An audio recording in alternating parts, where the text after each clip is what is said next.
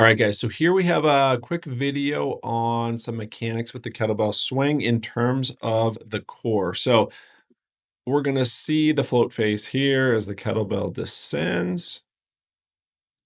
We're maintaining the neutral spine.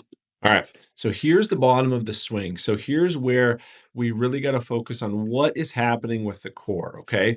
So in this position, as I've been descending, I've actually taken a breath in, and then the diaphragm starts to descend. So if you see that top arrow there, that is basically depicting the diaphragm coming down, okay?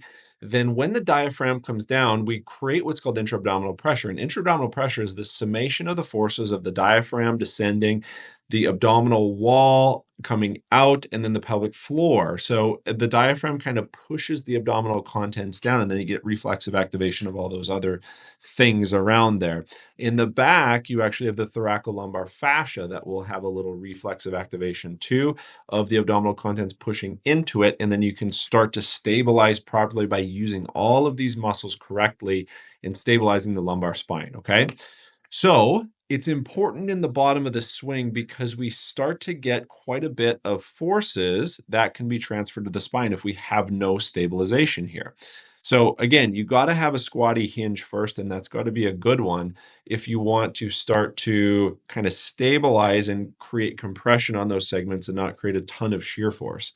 As we start to come out of that, we want the same thing at the top. So I want the diaphragm to be positioned directly over the pelvic floor.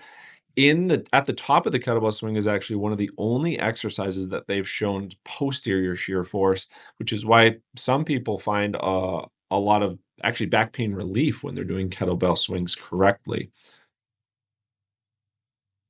All right, so here is one more descent. As the bell pulls me into that bottom position. So now we can kind of see some arrows of where the diaphragm would be in space on my body here. So it kind of sits at the bottom of the rib cage. If we take that top line, that's where it would have started when we were at the top of the swing. And then as we get to the bottom, it's starting to create pressure. So we want to have a good kind of cylinder as we get to the bottom of that swing. And that's going to stabilize and protect our low back. If we don't have that, we're definitely not stabilizing in an optimal way, and it puts our lumbar spine, I would say, at just like a little bit more risk. Now, I'm not saying this is like an inherently risky thing to do, but you want to do it correctly if you can, right? So if we can create the right amount of intra-abdominal pressure at the right time. Now, I'm not telling everyone to walk around with like a hard core brace. I think that's actually a terrible idea, and I think that's probably has led to more back issues than it's resolved. So we want to create the right amount of intra-abdominal pressure at the right time, especially with something like a swing. We don't want to be overly like stiff and rigid during it because it's about contraction and then relaxation. And then that kind of ability to do both of those is what's amazing about the swing, because as you get back to the top in that float phase, if you're doing a lot of swings, that's actually your time to rest a little bit, grab a breath. You're going to start to descend again, and you want to maintain a good amount of stability at the bottom of the swing. If I were to come back up to the top, you're going to notice that I'm doing this nasal breathing. So this set was done. I'm just working on that. But typically, you would hear something like a kime or some type of sound at the top of a swing, like a that's really common in like strong first kettlebell courses. You're going to hear some type of, actually, when you're taking the course, you have to make a sound because the instructor that's testing you has to hear it. So they know that you're like creating a good amount of intra-abdominal pressure and stabilization. Okay.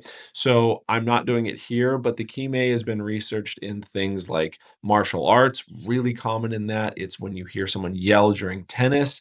That's what they're doing. They're creating tension and pressure in their core where they're then able to stabilize from. So that is just a quick breakdown of something that's really important with kettlebell swing, and that's intra-abdominal pressure. If you can do it right, you can really save your back over time.